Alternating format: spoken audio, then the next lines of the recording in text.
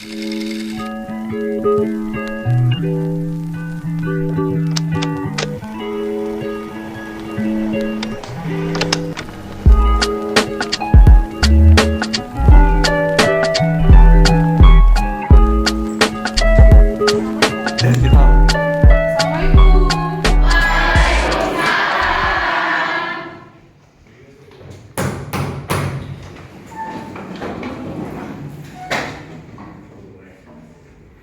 salam.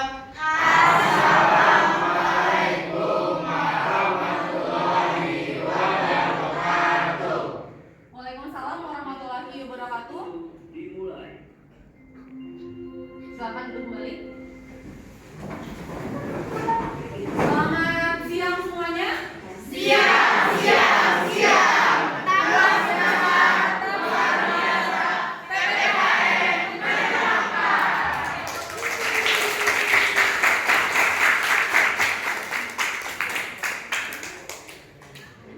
Oke, baik, Ibu absen dulu. Apa kabar kalian semua? Sehat? Karena ini jam terakhir, jadi harus tetap semangat. Ada yang ngantuk? Tidak.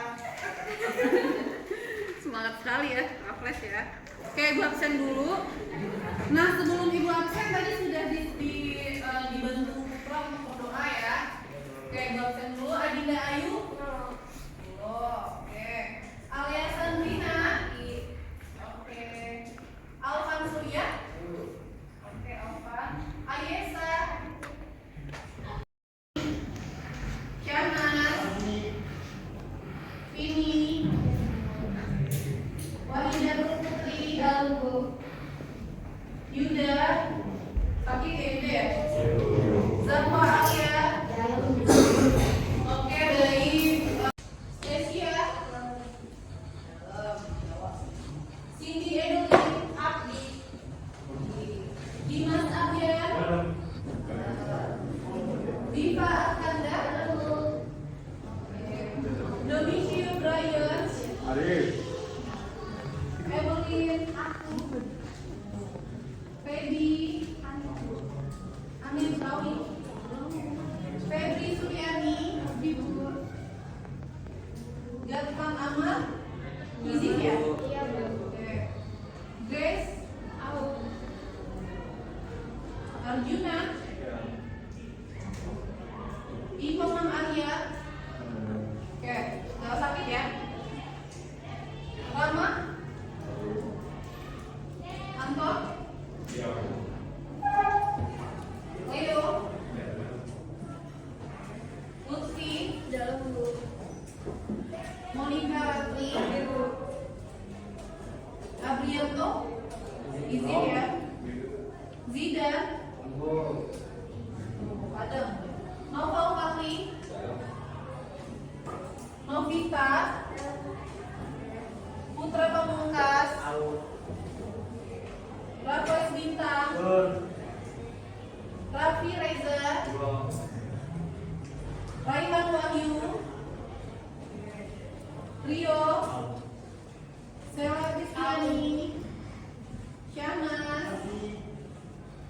Vini? Wahidatul Putri Dalgo? Yuda? Sakit ya Yuda ya? Zahwa Alia? Baik semuanya, hari ini kita akan masuk ke bab baru, bab 3 tentang sistem hukum dan peradilan.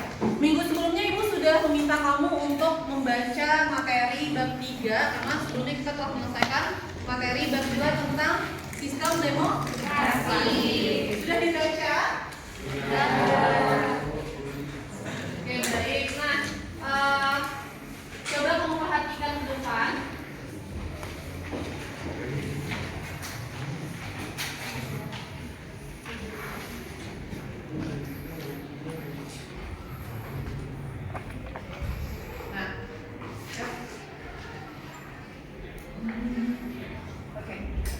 Nah, di sini ada gambar. Sebelum Ibu menjelaskan tentang sistem hukum dan peradilan, Ibu mau kamu mengamati gambar yang ada di depan ini. Coba Ibu beri waktu 2 menit untuk mengamati gambar yang ada di depan. Setelah itu nanti Ibu akan meminta tanggapan dari kamu, dari 3 orang yang akan Ibu pilih secara acak mengenai gambar yang ada di depan. Apakah terlihat jelas dari belakang? Jelas, Bu. Oke. Nah, Ibu akan pilih dari Putra. Putra, menurut Putra ini gambar tentang apa, Putra? Menurut saya gambar itu adalah seorang mungkin ketua hakim yang disumpah menggunakan Alkitabnya ketika ia ingin menjalankan tugasnya. Oke, bagus sekali ya, aku Putra. Nah, apakah ada pendapat lain? Coba sebelum Ibu tunjuk siapa yang mau berpendapat. Syahnas, silakan Syahnas. Menurut saya itu mungkin jasa atau hakim dia bersumpah untuk supaya adil dalam menjalankan tugasnya. Oke, bagus ya. Oke, Syahnas. Nah, sudah ada 2 pendapat dari teman kamu yang dua-duanya benar. Ini di sini ada seorang jaksa ya. Jadi dia seorang hakim yang akan ditunjuk untuk menduduki posisinya. Sebelum dia menduduki posisinya, dia harus bersumpah jabatan. Apakah hanya hakim? Tidak ya. Anggota DPR, presiden, wakil presiden semuanya disumpah jabatan sebelum dia menjabat. Untuk apa kira-kira, Iva? Kalau menurut saya, jadi kalau misalkan mereka disumpah jabatan, mereka tidak hanya bertanggung jawab kepada tugasnya mereka kepada rakyat, tapi juga mereka bertanggung jawab kepada Tuhan Yang Maha Esa gitu. Jadi biar dia amanah ya, bos, buat Iva. Benar sekali ya. Jadi untuk kenapa mereka harus disumpah sebelum mereka menduduki jabatannya, agar mereka amanah, agar mereka merasa bertanggung jawab, agar tidak terjadinya korupsi, kolusi, dan nepotisme. Nah, sekarang pertanyaan berikutnya. Apa hubungan gambar ini dengan sistem hukum dan peradilan? Coba, Wahidato. Apa hubungan dari gambar di depan dengan materi kita sistem hukum dan peradilan? Menurut saya di gambar tersebut ada hakim dan juga atau jaksa, di mana hakim atau jaksa itu berperan penting dalam sistem hukum Indonesia karena mereka yang menentukan keputusan untuk para terdakwa dan tersangka. Luar biasa ya, luar biasa. Benar banget yang dibilang Wahidato. Ini tentu ada kaitannya dengan sistem hukum dan peradilan, karena yang berada di dalam sistem hukum dan peradilan itu pasti ada hakim, ada jaksa, ada pengacara, dan mereka ketika menduduki posisi tersebut mereka harus disumpah dulu agar mereka tidak ada kesewenang-wenangan jabatan. Nah, sekarang kita masuk nih ke materi hukum. Coba kamu perhatikan di depan. Di sini kamu kenal dengan bapak ini? Ini ada namanya di bawah ya. Beliau adalah ahli hukum. Nah, katanya hukum ialah keseluruhan syarat-syarat yang dengan ini kehendak bebas dari orang satu dapat menyesuaikan diri dengan kehendak bebas dari orang lain. Itu kata Immanuel. Nah, sehingga mereka menuruti peraturan hukum tentang kemerdekaan, kata Immanuel seperti itu. Itu kan pendapat dari ahli. Sekarang ibu mau tanya nih, anak-anak ibu di kelas ini, apa pendapat kalian tentang arti hukum? Menurut kalian hukum itu apa sih? Kan kalian sehari-hari ini ya menaati hukum kan? Dari kalian berangkat sekolah, ada yang bawa kendaraan di sini? Enggak, diantar semua. Ada yang pernah bawa motor di sini? Pernah, jujur pernah. Udah punya SIM belum, Kak? Belum, tapi udah bawa kendaraan. Itu melanggar hukum apa bukan?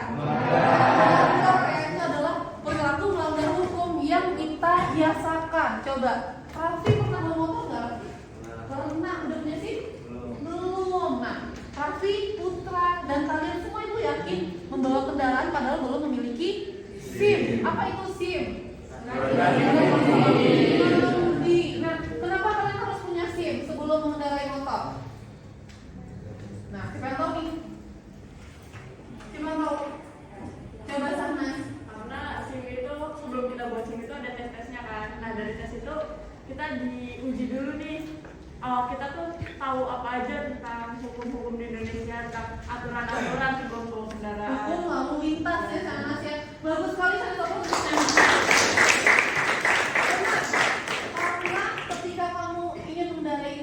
kendaraan, motor, mobil, pesawat kah, kamu harus memiliki surat izin.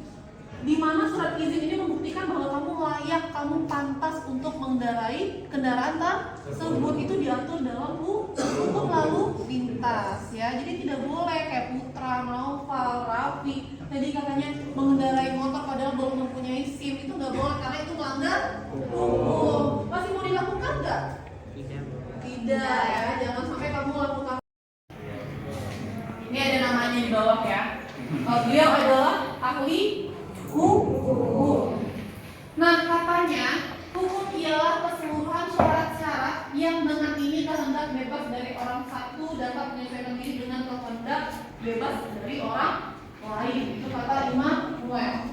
Nah, sehingga mereka menuruti peraturan hukum tentang kemerdekaan. Nah, sekarang aku pengen dengar apa sih hukum menurut kamu? Dari kamu sekarang umurnya udah ada yang 16, ada yang 15, ada yang 17, coba Gina. Hukum menurut Gina apa? Hukum itu menurut saya sebagai pagar pembatas agar kehidupan manusia itu menjadi aman dan damai. Oke, bagus ya. Pagar pembatas agar kehidupan manusia itu aman dan damai. Applause dong untuk kalian. Bagus dia analoginya pagar pembatas. Kenapa tadi Gina bilang hukum itu adalah pagar pembatas? Coba. Kalau misalnya kamu berada di rumah yang tidak ada pagarnya, kamu akan merasa lebih aman mana dibandingkan kamu berada di rumah yang ada pagar pembatasnya? Yang ada pagar pembatasnya. Kenapa?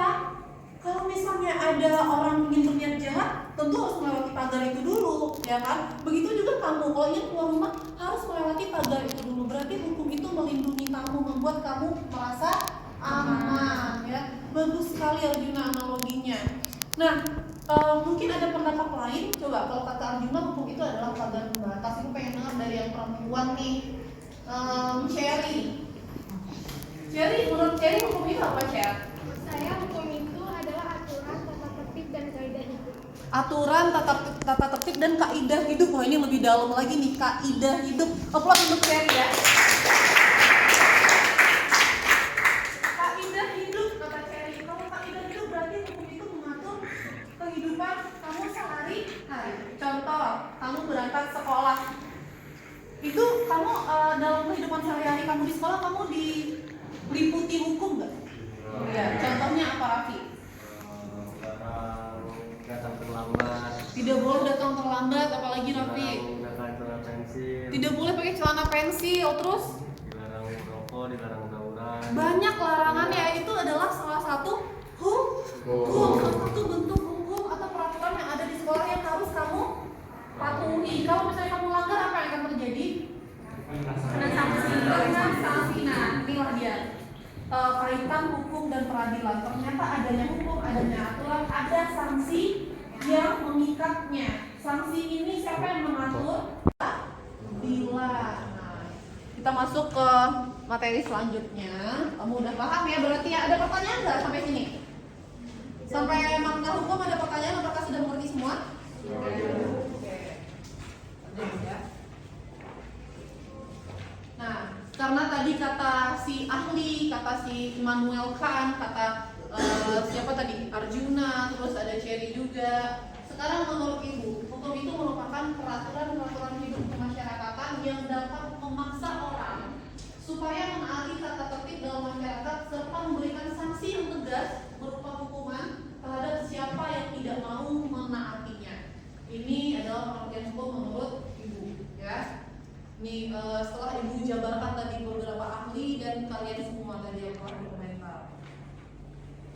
Nah, ini adalah fungsi dari hukum, yaitu sebagai alat mengatur tata tertib, sebagai sarana mewujudkan keadilan sosial lahir batin, sebagai penggerak pembangunan. Nah, ada pertanyaan nggak untuk 3 fungsi hukum ini? Apakah semuanya sudah paham? Coba, Sahnas.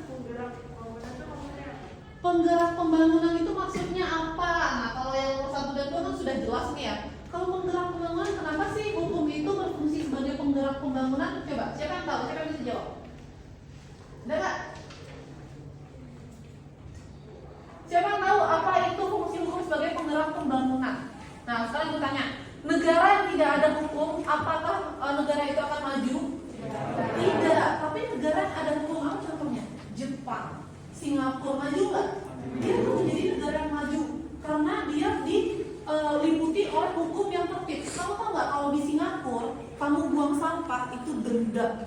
Ada yang pernah ke Singapura di sini? Ada? Kalau kamu di Singapura kamu buang sampah itu dendanya besar. Dan yang melaporkan siapa? Masyarakat. Jadi mereka itu benar-benar jadi polisi. Polisi itu masyarakatnya. Dia ada yang buang sampah kamu melapor. Begitu juga yang merokok. Di Singapura kamu nggak bisa merokok sembarangan. Jadi ada ruang-ruangan untuk merokok kayak di bandara. Itu ada ruangan untuk merokok. Di jalan umum atau di kafe atau di restoran kalau misalnya tidak di dalam ruangan kamu nggak boleh merokok. Jadi ada ruangan-ruangan khususnya. Nah, seperti itu penggerak pembangunan maksudnya. Jadi kalau misalnya di dalam sebuah negara itu hukum dijadikan sebagai pedoman hidup masyarakatnya, pembangunan pasti akan maju ya, akan bergerak maju. Tapi kalau misalnya tidak jadikan pedoman, kayak di Indonesia contohnya, sudah ditulis dilarang buang sampah. Tapi apa yang terjadi? Malah buang sampah di situ kan, dilarang buang sampah di sini, dia malah buang sampah pas di pelaknya itu. Nah, itu yang terjadi di negara kita ya. Semoga kamu bukan sebagai pelaku orang yang membuang-buang sampah sembarangan. Nah, oke.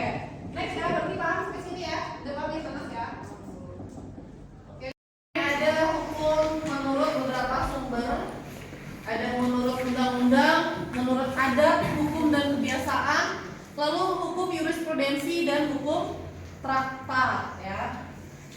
Ini ada yang kamu nggak pahami? Ini materi kelas 10 udah pernah kita pelajari juga sih. Coba kalau hukum undang-undang itu dia hukum tertulis ya, tertulis dalam undang-undang. Tapi kalau hukum adat dan hukum kebiasaan itu tertulis nggak?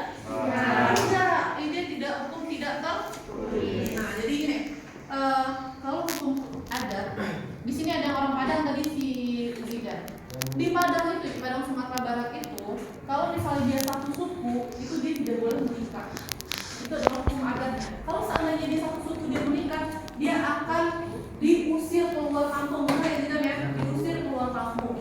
Itu hukum adatnya. Ada juga di Padang itu, namanya daerahnya Pariaman. Di situ kalau misalnya laki-lakinya dibeli atau dibayar sesuai dengan profesinya dia. Misal Zidan nih, dia orang Pariaman misalnya. Dia profesinya dokter, itu mahal. Bisa 250 juta, bisa 300 juta. Itu perempuan yang beli, yang bayar. Ya, itu adalah hukum adat. Tertulis nggak? Enggak. Tapi telah menjadi kebiasaan yang dianut sehingga menjadi sebuah hukum. Seperti itu. Terus kalau hukum jurisprudensi, apa itu jurisprudensi? Satu orang, coba, Diva. Hukum yang terbentuk karena keputusan hakim. Hukum yang terbentuk karena keputusan hakim, benar sekali ya. Jadi hakim membuat keputusan kan hukum itu dianut oleh hakim-hakim berikutnya untuk kasus yang sama. Nah, itu namanya jurisprudensi. Terus ada lagi hukum traktat. Siapa lagi nih yang tahu nih hukum traktat apa? Coba Stella. Hukum yang diterapkan oleh negara-negara dalam suatu perjanjian antar negara. Hukum yang diterapkan oleh negara-negara melalui perjanjian antar negara. Jadi traktat itu adalah perjanjian antar negara yang dijadikan atau yang dianut sebagai hukum. Paham sampai situ? Ada pertanyaan? Oke ya, paham ya. Kita next.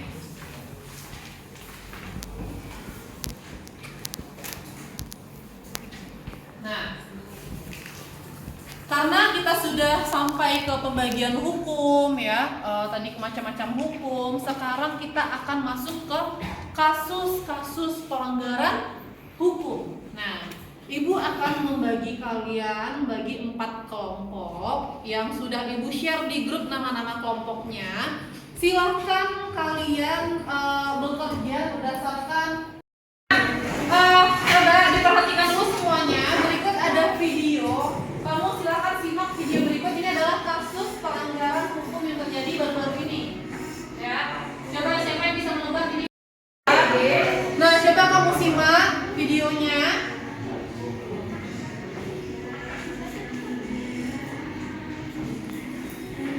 Oke.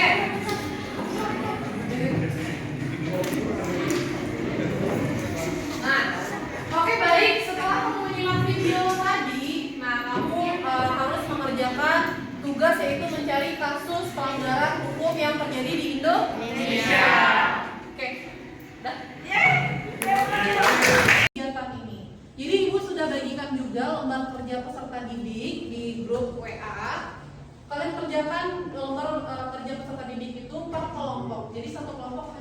aja.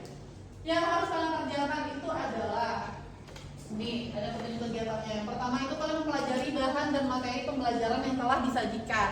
Ibu sudah bagikan juga bahan pembelajaran di dalam WA group. Terus ada cari berita mengenai kasus terbaru pelanggaran hukum di Indonesia dari berbagai sumber. Boleh dari berita, dari artikel, atau dari media sosial, tapi harus jelas sumbernya. Oke? Yang ketiga, baca dan telaah dengan cermat artikel atau berita yang memuat kasus tersebut, lalu jawab beberapa pertanyaan. Nah, inilah tugas kamu yang sebenarnya, menjawab 4 pertanyaan. Pertanyaan pertama itu kamu yang pertama kamu harus menelaah kasus yang kamu cari tadi. Kamu telaah tuh, kamu analisis sama teman-teman kamu kelompok. Lalu yang kedua, kamu kaitkan dengan materi sistem hukum dan peradilan. Nah, terus kamu tentukan tuh kasus yang kamu ambil itu melanggar hukum apa, ya. Setelah kamu kaitkan, terus apa saja sanksi pelanggaran hukum terhadap kasus tersebut dan bagaimana penyelesaiannya di lembaga peradilan. Kamu diskusikan jawabannya bersama anggota kelompok. Terus di sini yang C-nya kamu mencari dampak dari permasalahan tersebut. Yang terakhir kamu mencari solusi yang sesuai dengan kasus tersebut. Paham nggak sampai situ? Ada pertanyaan? Nanti kamu harus presentasi. Jadi hasil akhirnya adalah presentasi. Jadi masing-masing kamu mencari satu kasus, menelaah kasus tersebut, mencari penyebabnya, lalu menggolongkan dia melanggar hukum apa, seperti itu ya. Silakan ibu beri waktu 30 menit untuk kamu berdiskusi di dalam kelompok. Boleh kasus-kasus yang terbaru, jadi minimal 5 tahun terakhir, tidak boleh setelahnya. Ya, jadi kalau kasus-kasus terbaru. Apa aja kasus terbaru? Kanjuruhan, ya itu boleh. Apa pemerkosaan yang terjadi terhadap ada tuh siswi yang lagi pulang sekolah diperkosa sama orang lewat. Tuh, itu apa motifnya? Itu melanggar hukum apa menurut kamu? Ya, itu boleh diangkat kasusnya. Silakan berdiskusi di dalam kelompok.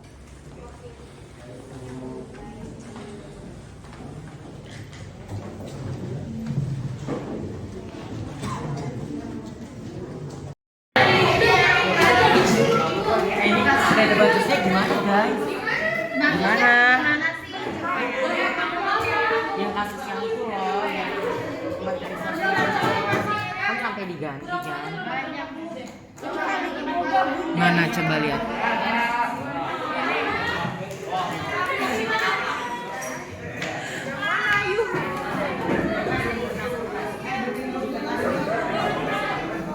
Akan disuruh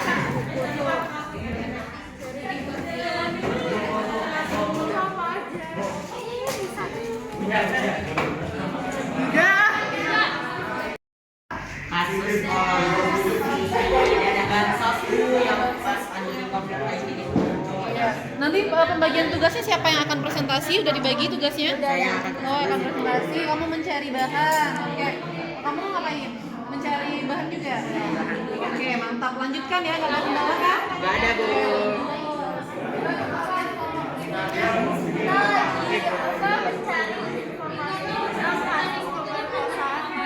Kasus pemerkosaan yang terbaru ya. Ada kendala? Nanti siapa yang akan presentasi? Pembagian tugasnya gimana? Udah? Oke, mantap. Lanjutkan ya. Oke, Bu. Ini gimana kelompoknya?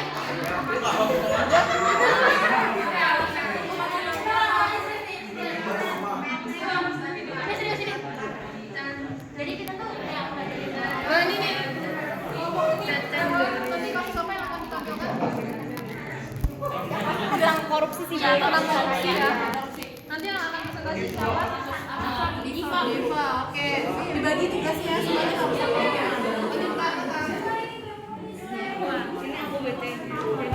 Nah, ini nih kelompok ini kalian dapat kasus apa? Super rektor ya. Oke, itu kasus baru bagus. Ada kendala? belum ada Lancar ya? Datanya harus lengkap, harus sudah ada kasus yang sudah ada penanganannya, sudah ada peradilan hukumnya. Oke, lanjutkan, mantap. Kita lanjut ke kelompok ini nih.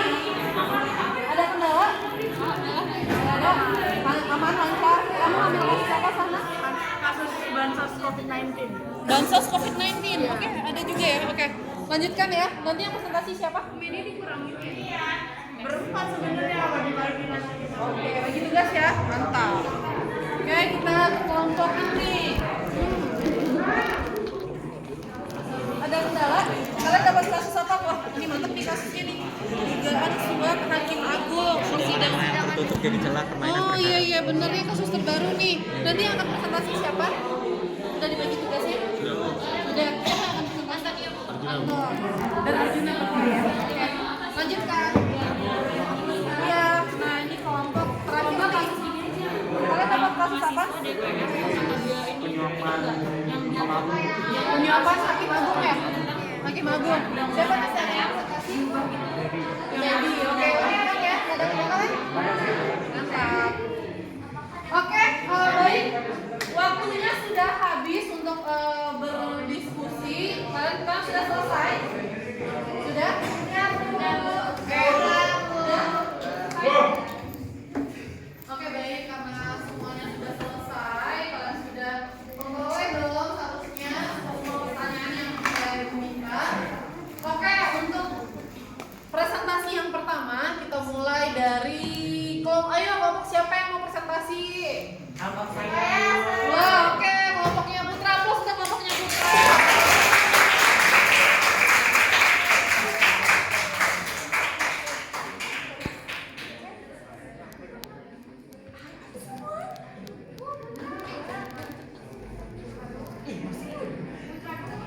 Yang maju saya dong. Semuanya maju.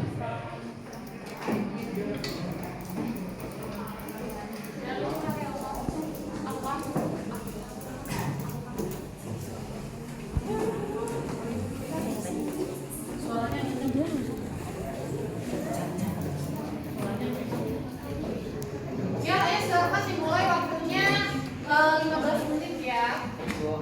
Assalamualaikum warahmatullahi wabarakatuh. Waalaikumsalam warahmatullahi wabarakatuh. Selamat siang semuanya. Salam sejahtera bagi kita semua yang saya hormati Bu Mega Manasika selaku guru PPKN kelas 11 IPA 7 dan yang saya banggakan itu teman-teman semua. Izinkan kami dari kelompok 1 kami akan menjawab pertanyaan kelompok yang ada di PPT kali ini, yaitu mencari salah satu hukum yang terjadi di Indonesia atau salah satu kasus tentang hukum yang terjadi di Indonesia.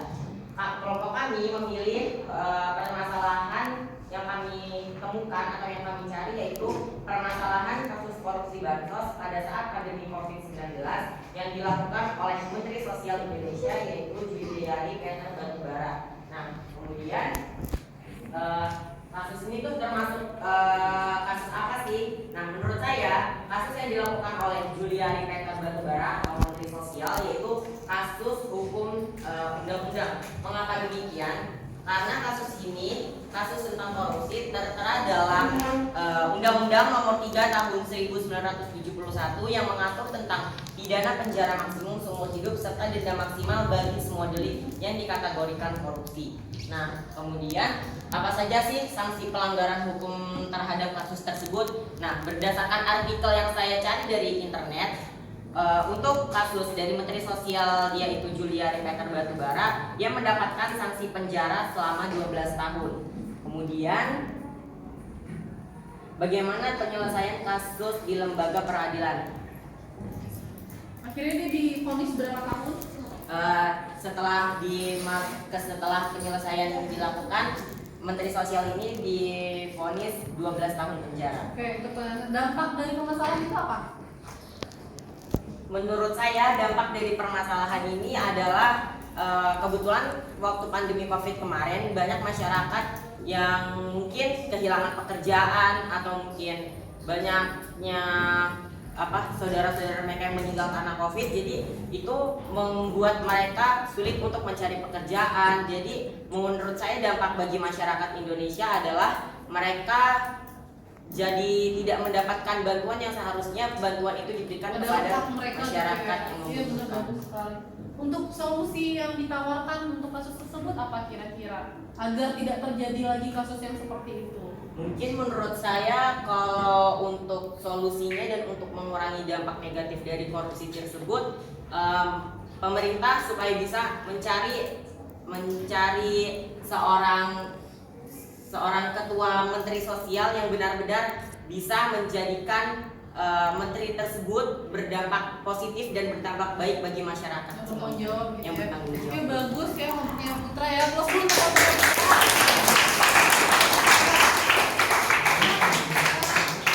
Putra boleh dibuka sesi pertanyaannya, 3 pertanyaan. Baik, kelompok kami buka sesi pertanyaan bagi teman-teman semua yang ingin bertanya. Silakan yang mau bertanya tentang kasus korupsi.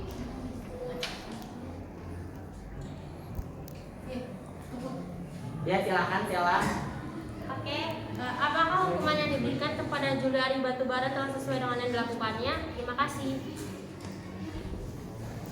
Apakah hukuman yang diterima oleh Juli si Batubara itu sudah sesuai dengan perbuatannya gitu ya? Apakah sudah sesuai menurut kelompok penyaji?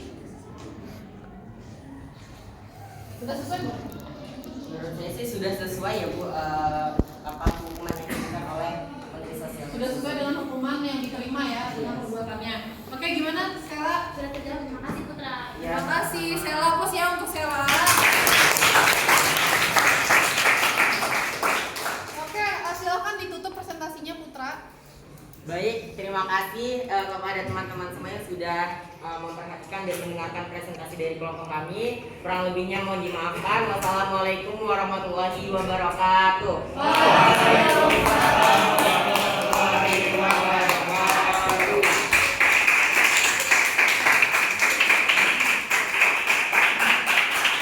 Alhamdulillah semua kelompok sudah selesai presentasi hari ini. Kita apresiasi dulu, aplausnya kita dulu.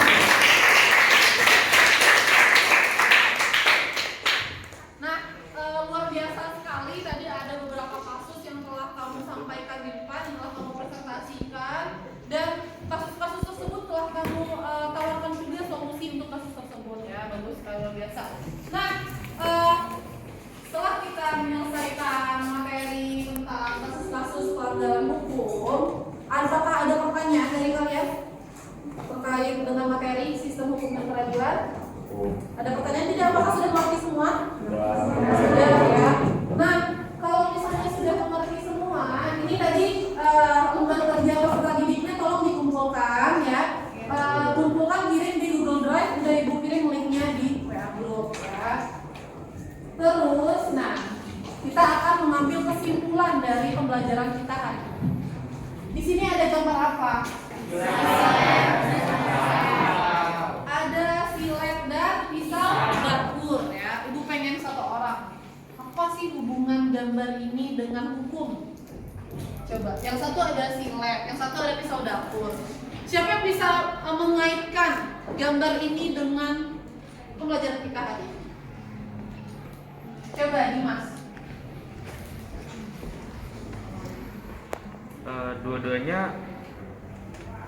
Dua-duanya gambarnya sama-sama tajam, tapi kan kalau silet itu tidak ada hukum bagiannya tidak ada hukum, jadi tidak bisa kalau yang pisau itu tidak ada hukum, jadi potongannya kasar. Kalau yang silet itu kan ada hukumnya, jadi tertata potongannya tipis-tipis gitu. Itu menurut Dimas, saya apresiasi dulu ya. Apakah ada tanggapan lain nih kalau misalnya silet kan semua sisinya tajam nih, semua sisinya. Coba sana. Kalau silet itu kan semua sisinya tajam, berarti dia tuh jatuhnya lebih adil. Kalau pisau yang atasnya doang yang tajam, tapi yang ke bawahnya nggak tajam. Jadi dia tuh cuman kayak apa ya? Dia cuman kayak hukumnya tajamnya di atas doang, tapi buat ke bawahnya. Di bawahnya tajam ya, di atas. Oh iya benar, di bawahnya tajam. Oke, bagus ya. Itu yang dimaksud. Jadi benar sekali. Nih, gambar di depan ini adalah analogi dari hukum. Harusnya hukum itu seperti silet, semua sisinya tajam. Untuk siapapun, harusnya siapapun mengenai hukum itu akan terbuka. Mau itu anak presiden, mau itu anak anggota DPR, mau itu anak petani ya, tajam untuk semuanya, semua sisinya. Tapi kalau pisau dapur itu hanya di bawahnya yang tajam, sementara di atasnya tumpul. Nah, jangan sampai hukum itu seperti ini. Seperti pisau dapur, hukum harus seperti silet ya, paham ya? Jadi kalau kamu melihat dua gambar sosial ini, kamu harus teringat hukum itu seperti silet. Pada siapapun dia akan tajam, ya. Tidak pilih, tidak dia pandang dulu. Paham sampai situ? Oke. Karena ibu mau satu orang menyimpulkan pembelajaran hari ini. Siapa yang bisa menyimpulkan pembelajaran hari ini? Angkat tangan. Siapa ya yang tunjuknya? Apa mau angkat tangan? Siapa? Coba. Siapa ya? Adinda yuk. Kesimpulan untuk pembelajaran hari ini. Hukum itu harus bersifat adil buat semuanya, tidak membeda-bedakan siapapun, termasuk kayak apa tinggi atau siapapun. Oke, bagus ya. Aplaus untuk Adinda Ayu. Benar sekali, seperti gambar depan, hukum itu harus bersikap adil untuk siapapun, yaitu adalah kesimpulan yang diberikan oleh Adinda Ayu tadi. Nah, sekarang ibu mau kamu merefleksi pembelajaran hari ini. Apakah menurut kamu pembelajaran hari ini menyenangkan? Apakah menurut kamu paham? Apakah tidak? Silakan buka Mentimeter di link yang sudah ibu kirim ke kamu. Ibu sudah kirim linknya, silakan buka Mentimeternya.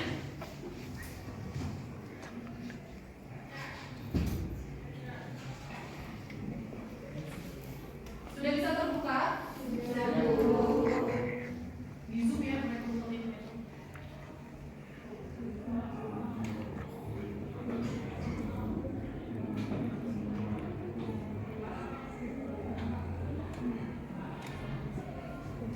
silahkan kalian untuk ngasih rating kepuasan kalian untuk pembelajaran hari ini.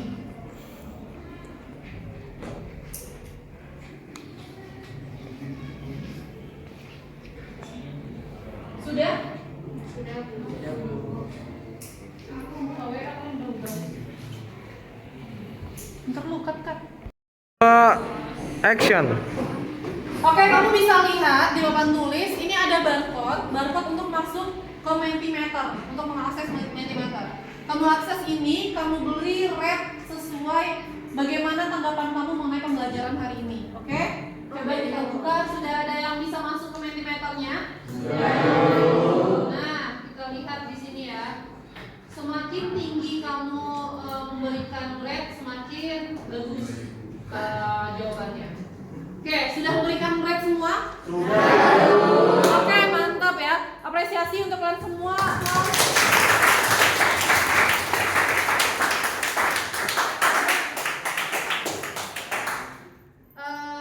Karena pembelajaran kita hari ini telah berakhir, silahkan nanti kalian kumpulkan untuk tugas-tugas yang tadi itu yang kalian kerjakan di kelompok, kumpulkan di sini di link drive. Ini udah ibu sertakan link drive-nya, ya. Terus ada link quizzes di sini. Ini adalah uji kompetensi untuk mengukur pengetahuan kamu udah sejauh mana nih tentang sistem hukum dan peradilan. Ini bisa kamu akses di sini ya. Udah ibu share juga di WA group, oke? Ini dikerjakan waktunya hanya 60 menit. Oke. Nah, terima kasih atas pembelajaran hari ini. Karena ini udah jam terakhir, kita harus bersiap-siap untuk pulang. Silahkan Putra mungkin bisa dibantu untuk mempersiapkan kelas dan memimpin doa untuk menutup pembelajaran kita hari ini.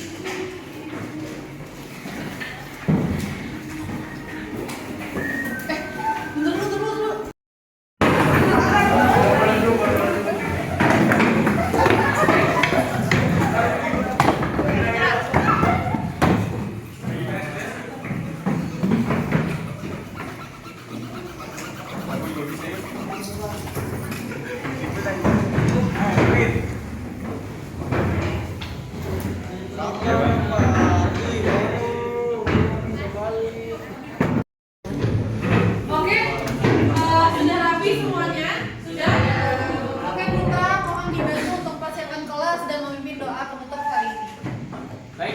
Sebelum kita mengakhiri pelajaran pada hari ini, mari kita berdoa menurut kepercayaan dan keyakinan masing-masing. Berdoa dimulai.